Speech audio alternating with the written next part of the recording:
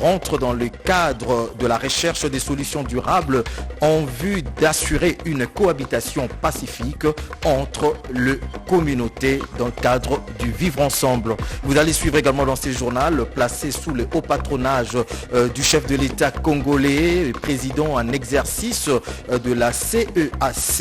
Il s'est ouvert à Kinshasa la deuxième session extraordinaire du comité technique spécialisé de la défense, sûreté et de la sécurité des pays membres de la CEAC, ouvert par le ministre de la Défense nationale, à suivre dans ce journal. Si vous nous rejoignez, mesdames et messieurs, bienvenue dans cette édition de la mi-journée sur la RTNC. Je le disais en titre, dans le cadre de la recherche des solutions durables, d'assurer la cohabitation pacifique entre les communautés katangaises et kassaïennes qui ont toujours vécu en harmonie depuis des décennies, le président de la République, Félix Antoine Tshisekedi Tshilombo, a reçu à Lubumbashi les chefs traditionnels de ces deux communautés pour des échanges sur cette question. Reportage Pierre Kibambeso Moïsa.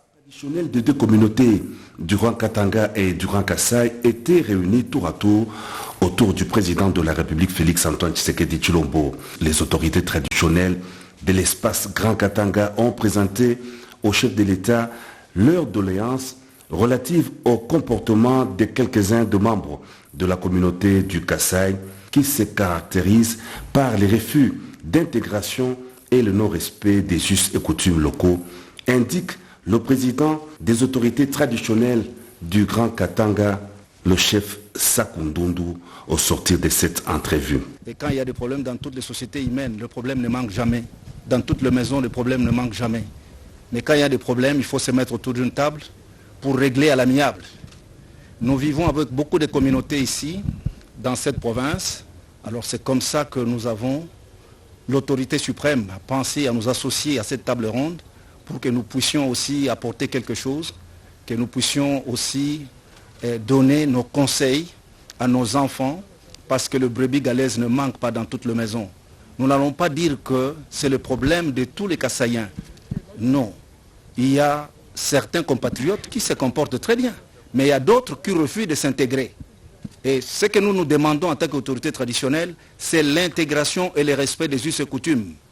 Les deux communautés kassaïennes et katangaises ont toujours vécu en parfaite harmonie depuis des décennies au Katanga, souligne le grand chef Lemba Lemba. Il stigmatise quelques égarements et salue la sagesse du président de la République pour son implication dans la cohabitation pacifique entre les deux communautés. Nous sommes venus le voir pour lui dire qu'il puisse trouver une solution en tant que le papa de tout le monde. Qu'il soit Wewa, qu'il soit les chariomen, qu'il soit les sureurs, tous ce sont ses enfants. Alors qu'on ait aussi le temps de se regarder dans les yeux pour pouvoir identifier les problèmes qui nous divisent. Cette histoire a commencé depuis 1960, mais c'était déjà fini. Parce qu'en 1984, quand nous sommes arrivés ici pour les études, nous avons trouvé à la GECAMINE exploitation, il y avait comme PDG Moulendambo qui était Songe. À la GECAMINE développement, il y avait Mutamba Dibois qui était Songe aussi. Mais jamais nous avons vu un Katangais soulever son petit doigt pour dire que Moulendambo n'était pas son frère, Mutamba Dibois également. On vivait ici en famille. Mais aujourd'hui, cette histoire qu'on vient encore de renouveler, ça nous fait honte. Nous sommes venus voir les chefs pour qu'ils puissent trouver une solution en tant que le papa de tout le monde, un père de la nation.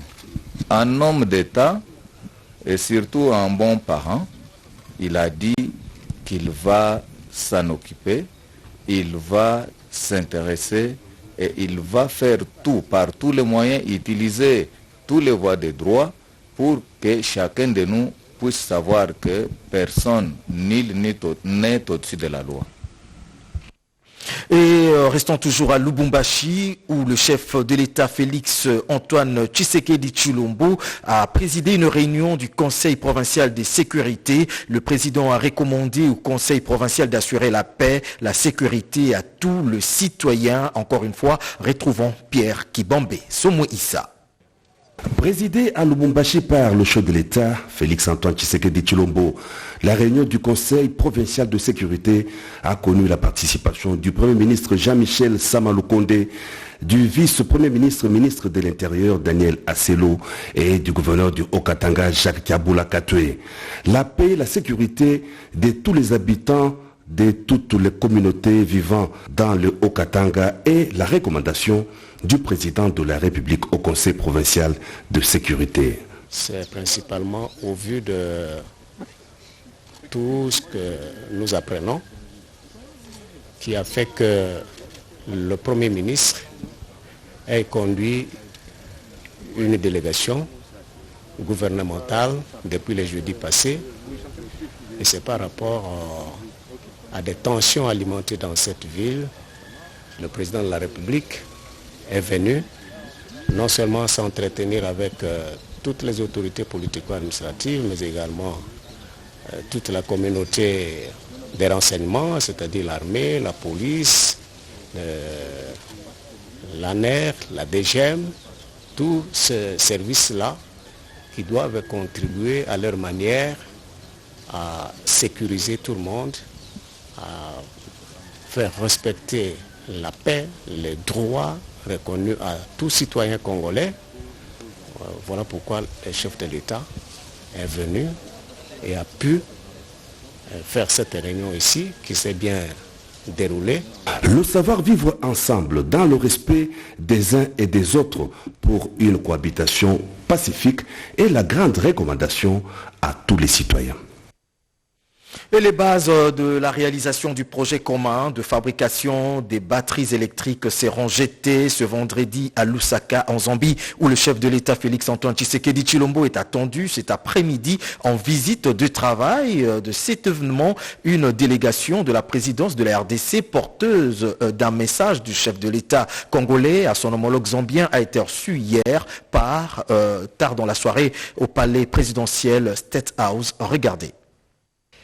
Les préparatifs de la visite de travail du président de la République Félix Antoine Tshisekedi Tshilombo à Lusaka en Zambie vont bon train.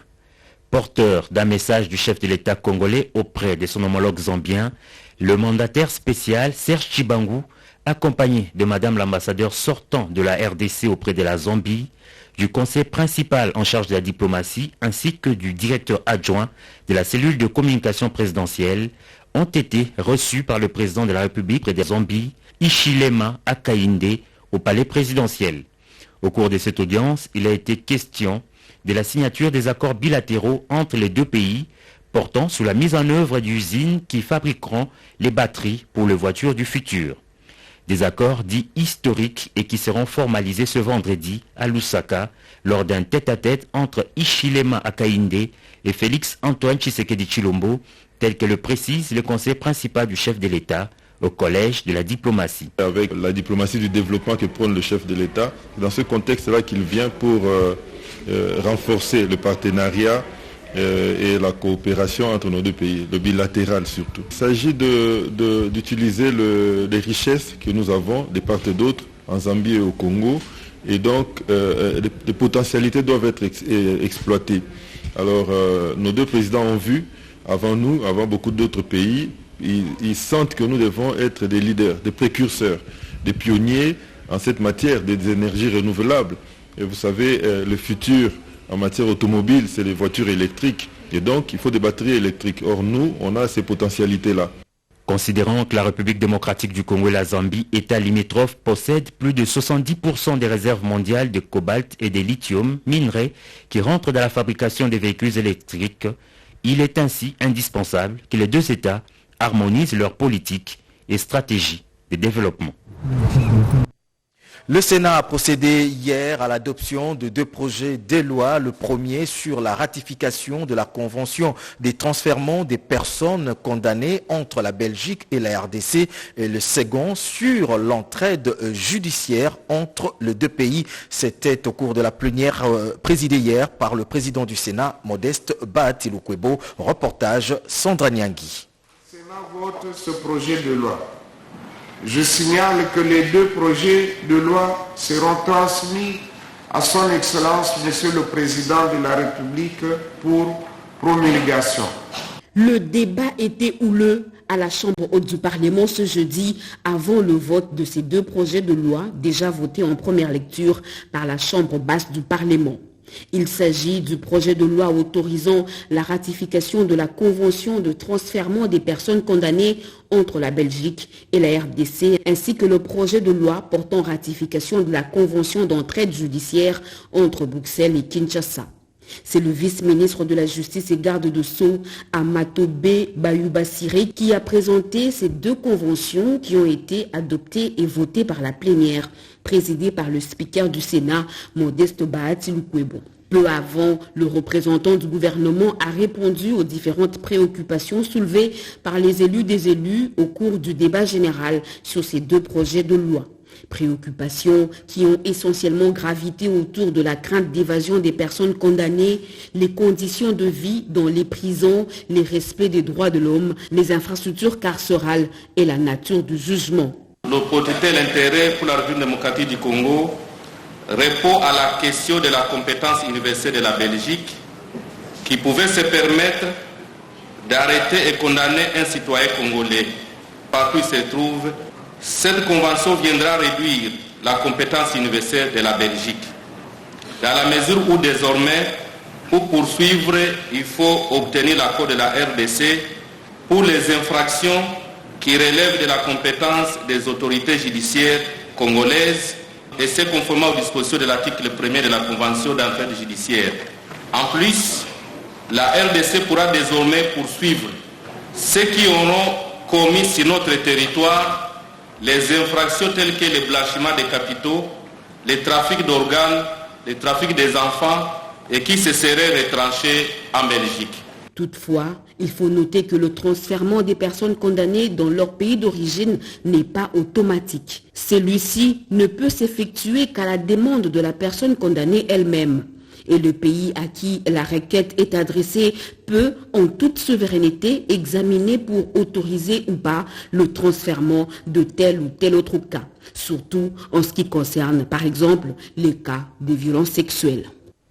Et je le disais également à titre placé sous le haut patronage du chef de l'État congolais et président en exercice de la CEAC, la 2e session extraordinaire du comité technique spécialisé de la défense, sûreté et la sécurité des pays membres de la CEAC a été ouverte hier au Tchède, présidée par le ministre de la Défense nationale et des anciens combattants de la République démocratique du Congo, le docteur Gilbert Kabanda Korenga. Elle réunit les chefs d'état-major généraux et les commissaires généraux des États membres de la CEAC. Reportage Thierry Nzazi.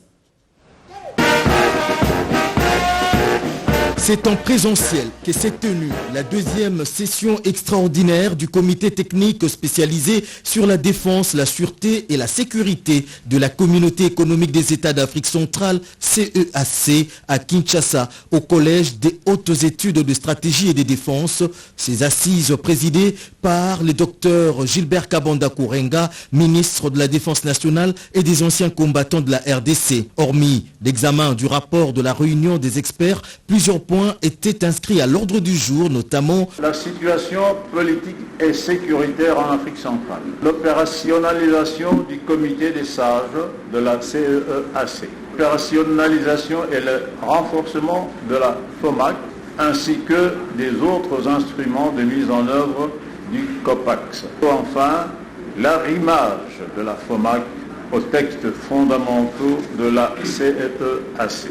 L'ambassadeur Gilberto président de la commission de la CEEAC, a fait savoir que l'organisation a également comme mission la prévention de conflits tout en identifiant les germes de crise susceptibles de se transformer en conflits violents en vue de les prévenir par la voie diplomatique.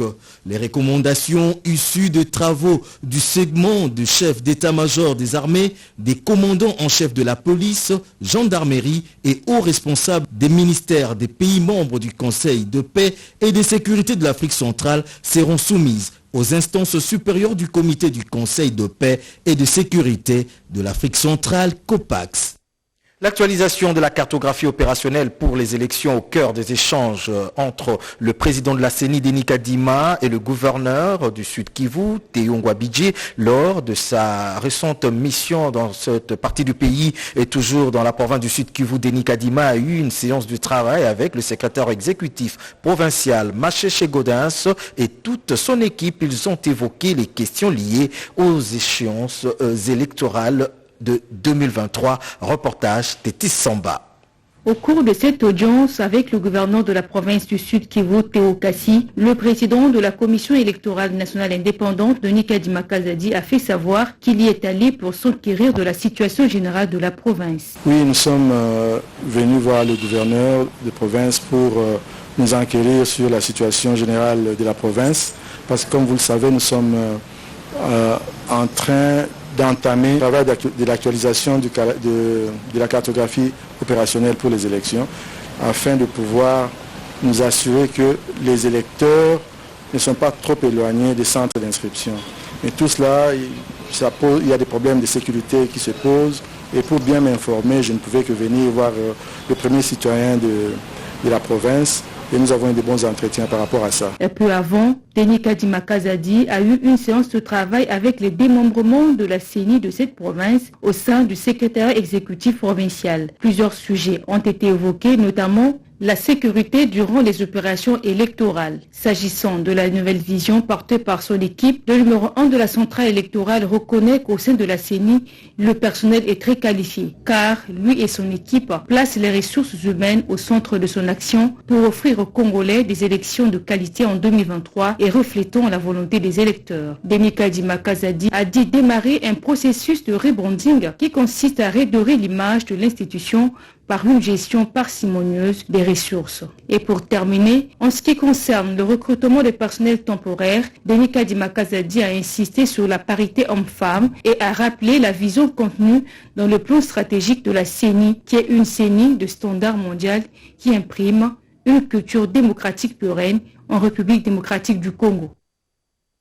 Et la RTNC Lubumbashi se trouve dans un état de délabrement très avancé et ne reflète pas l'image de la province du Haut-Katanga, constat fait par le ministre de la Communication et Médias, Patrick Mouyaya, qui a visité les installations de ce média public. Il avait à ses côtés le DG par intérim de la RTNC, Belide Mbunga. Regardez.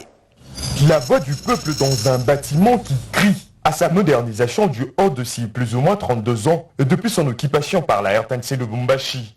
Vétusté de son outil de travail, absence de quart de reportage et ficeau, régie analogique, besoin pressant de la mise en retraite honorifique et rajeunissement de son personnel, absence de personnel soignant, un tableau sombre dressé au ministre de la Communication immédiate par la délégation syndicale.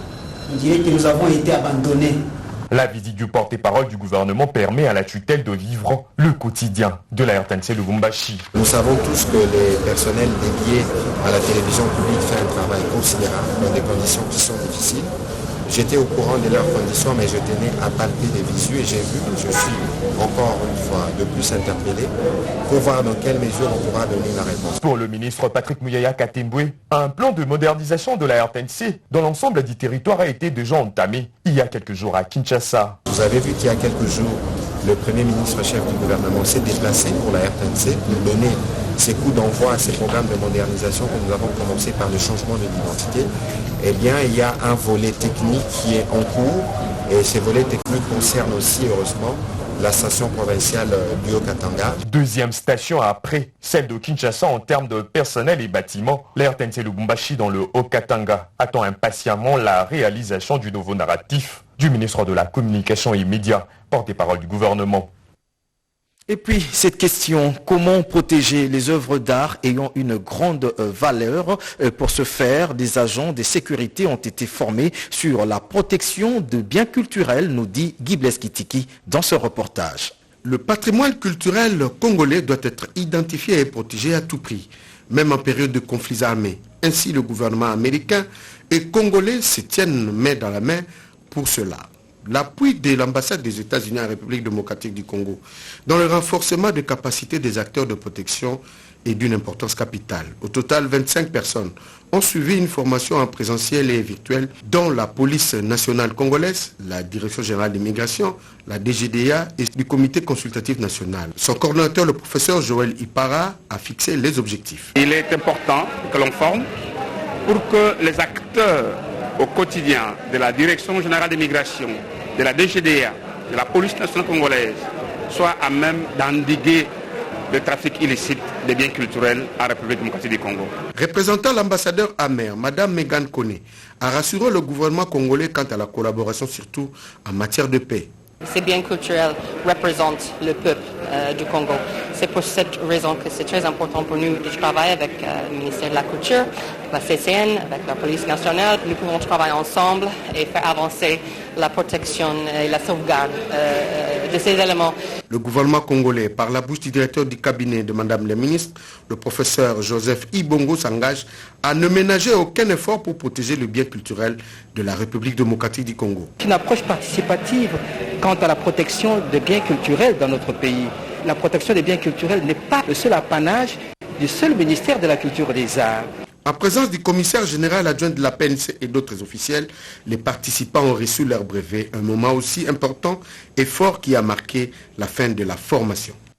Un invité de marque sur le site devant abriter une unité de travail pour la construction d'une station de pompage d'eau. François Robota, ministre de Développement rural, a effectué le déplacement du chantier agricole. Nous sommes là à Masinaray. Reportage Jacques Kabouaba.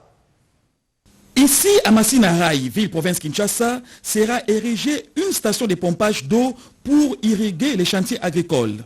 Ce projet, piloté par les BSECO, Bureau central de coordination, a un coût estimatif de 17 millions de dollars américains et va durer 24 mois. François Robota, ministre d'État, ministre du Développement rural, qui s'est rendu sur place, a salué cette initiative.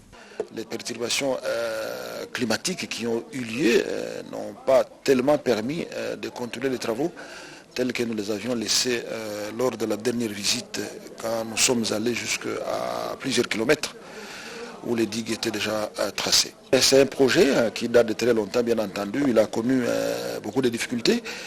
C'est un projet de développement du périmètre risicole de Massina, un périmètre qui va nous permettre d'avoir une quantité suffisante de riz qui pourrait être livrée sur le marché local. Tout ça pour faire face aussi aux différentes importations qui nous viennent de beaucoup d'autres pays asiatiques, pourquoi pas européens. Ce projet de développement du périmètre risicole de Massina va permettre de fournir une quantité importante de riz à la population quinoise. Un nouveau comité de gestion préside à la destinée de l'INBTP, Institut national de bâtiments et de travaux publics, à l'issue de l'arrêté du ministre de l'enseignement supérieur et universitaire. On fait le point avec Médard Mbouyal Mangal. Un nouveau comité de gestion pour présider désormais à la destinée de l'INBTP, l'Institut national des bâtiments et travaux publics. Il est piloté par le professeur Makanzu Yumwangana. Il remplace à ce poste le professeur Nanituma Mavakala. Dans cette nouvelle équipe placée à la tête de l'INBTP, le professeur Jean-Pierre Kalala Bangabanga a conservé les charges de secrétaire général académique. Le défi est grand. Il s'agit de mobiliser les ressources humaines pour consolider le système LMD. Concernant l'Institut national du bâtiment et des travaux publics de Kinshasa, est donc nommé directeur général le professeur Makanzu Imwangana, qui est donc nommé directeur général. Je vais lui demander de se lever.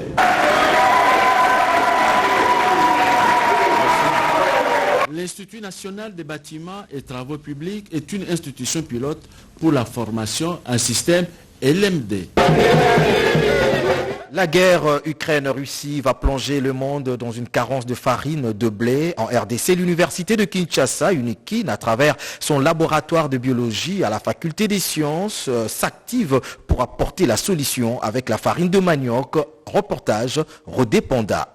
La guerre Ukraine-Russie, la farine de blé risque de connaître une rupture. Pour prévenir cette carence, le comité de gestion de l'université de Kinshasa, à travers le secrétariat général à la recherche, multiplie des réunions et contacts pour que la RDC ne soit pas surprise. Les recteurs de l'UNIKIN, le professeur Jean-Marie Kayembe et quelques membres de son comité se sont rendus au laboratoire de microbiologie appliquée de nutrition pour rencontrer une dame exceptionnelle, la professeure Marie-Claire Yanjo, à la faculté des sciences, éminente chercheuse sur l'usage multiple du manioc il y a plus de 30 ans. C'est la première fois et c'est vraiment un honneur que de recevoir l'autorité académique dans notre petit laboratoire. Donc pour moi, la création du secrétariat général à la recherche, c'est un plus pour l'université en général. Nous sommes dans un moment où le pays, tout le monde s'inquiète. Qu'est-ce qui va se passer avec la disparition de la farine de blé?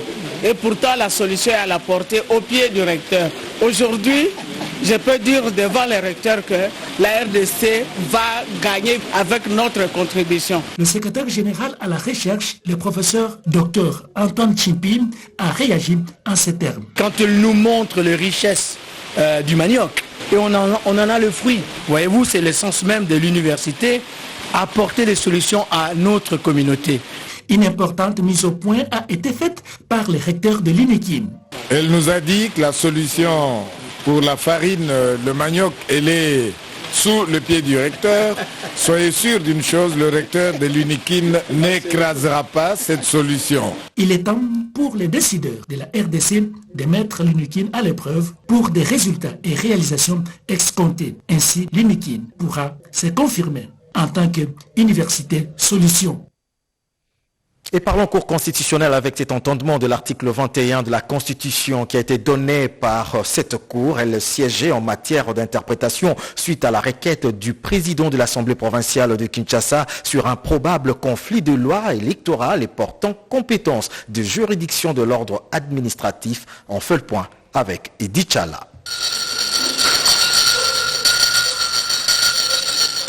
L'extrait des rôles prévoyait l'audience en interprétation de l'article 21 de la Constitution.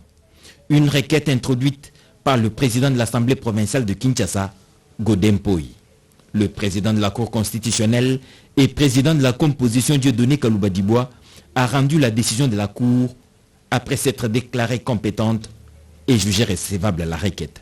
Après avoir entendu le procureur général en son avis, se déclare compétente, déclare la requête recevable, dit que l'article 21 alinéa 2 de la Constitution doit être entendu dans le sens qu'un recours ne peut être exercé que s'il est effectivement prévu et organisé par la loi et dans les formes prescrites par celle-ci.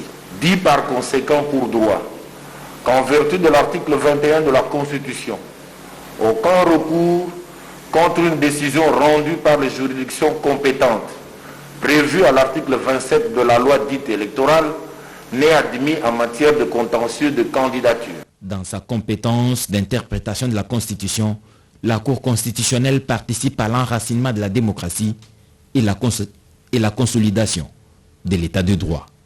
Santé, si vous ne le savez peut-être pas, la plupart des patients ou malades sont souvent victimes des médicaments ou produits de santé impropres à la consommation, ne répondant pas ainsi aux normes. Et pour mettre fin à cette situation, à la base de pertes en vie humaine, les partenaires œuvrant dans ces secteurs se sont réunis en atelier d'harmonisation de l'outil des produits de santé en vue de la maîtrise d'une bonne traçabilité en médicaments. Reportage Diane Balaka.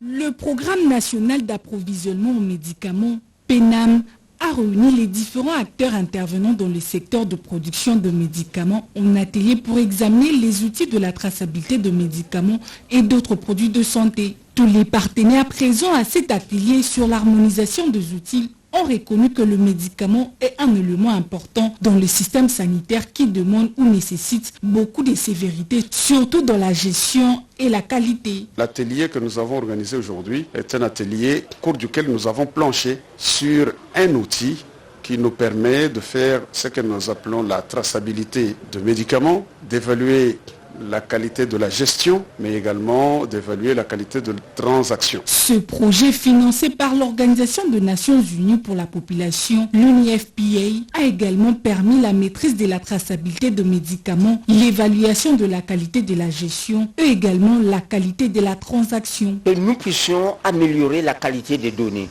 sur la chaîne d'approvisionnement. Pourquoi? Parce que si nous n'avons pas de données de qualité sur la chaîne d'approvisionnement, nous aurons d'énormes difficultés pour la prise en charge de malades. Les participants à cet atelier vont à leur tour permettre leur expertise au profit des acteurs œuvrant en province et des différentes zones de santé disséminées sur toute l'étendue du territoire national.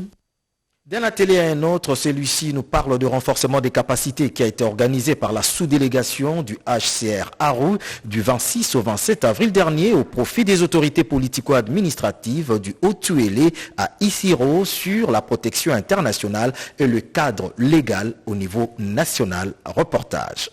Cet atelier de formation de 48 heures destiné aux autorités politico-administratives vise l'amélioration des connaissances des participants sur la responsabilité de l'État en matière de protection internationale de réfugiés. Eric Cointo revient sur la mission dévolue au HCR. Le HCR a une mission de protection et d'assistance pour les réfugiés, les personnes déplacées internes, les apatrides, les retournés. Dans ses allocutions d'ouverture et de clôture, le ministre provincial des Affaires sociales, Chrysostome Mbandazoa, agissant au nom de l'autorité provinciale empêchée, a réaffirmé l'accompagnement du gouvernement provincial du Haut-Tuélé à la réussite de la mission du HCR. Nous avons eu à partager plusieurs thématiques. Nous avons des propositions de résolution. Nous attendons qu'elles nous soient partagées de sorte que nous transmettions à qui de droit et que chacun de nous puisse jouer sa partition.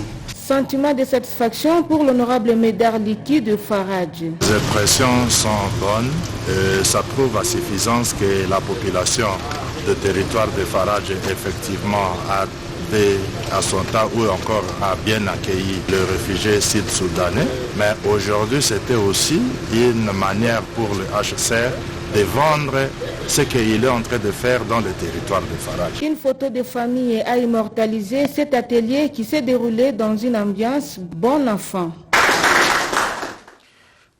Et on termine ce journal avec l'élection du premier vice-président de l'Assemblée nationale, le professeur André Mbata, qui a été une occasion pour le nouveau leadership de l'UDPS de prêcher l'unité au sein du parti et solidifier la majorité autour du chef de l'État, nous dit Alain Bikaï. Le nouveau leadership à la tête de l'Union pour la démocratie et le progrès social vient d'éprouver à nouveau sa capacité de mobilisation et sa gestion rationnelle des ressources humaines. Le choix du professeur André Mbata en remplacement de Jean-Marc Kabounda Kabound devait réunifier toutes les tendances du parti et les partenaires politiques de l'Union sacrée. Le mercredi 27 avril, la salle des congrès du Palais du Peuple était bondée du monde, composée essentiellement des combattants de l'UDPS venus témoigner leur soutien à leur candidat et au secrétaire général du parti, Augustin Kabouya, qui mène la bataille en tête. Toutes les têtes passantes du parti ont aussi marqué leur présence à côté du secrétaire général pour faire triompher la suprématie des intérêts du parti sur les intérêts individuels. C'était aussi l'occasion de tester la solidité de la majorité autour du chef de l'État. Les scores réalisés, 402 voix pour en est une parfaite illustration. Au niveau du parti, nous avons réussi à démontrer une certaine discipline avec une candidature unique. Quel que soit les clivages et peut-être la démocratie au sein du grand groupe de la majorité de l'Union sacrée, mais aussi avec les députés de l'opposition, notre candidat a remporté un très bon score. Il y a un renouveau, ça nous a permis de présenter un nouveau type de notre personnel, de nos ressources humaines, un professeur d'université très intelligent et très prolixe. L'élection de André Mbata au poste du premier vice-président de l'Assemblée nationale vient resserrer les rangs au sein du parti présidentiel et à l'Union sacrée de la nation. Fin de ce journal, merci de l'avoir suivi et à très vite. Au revoir.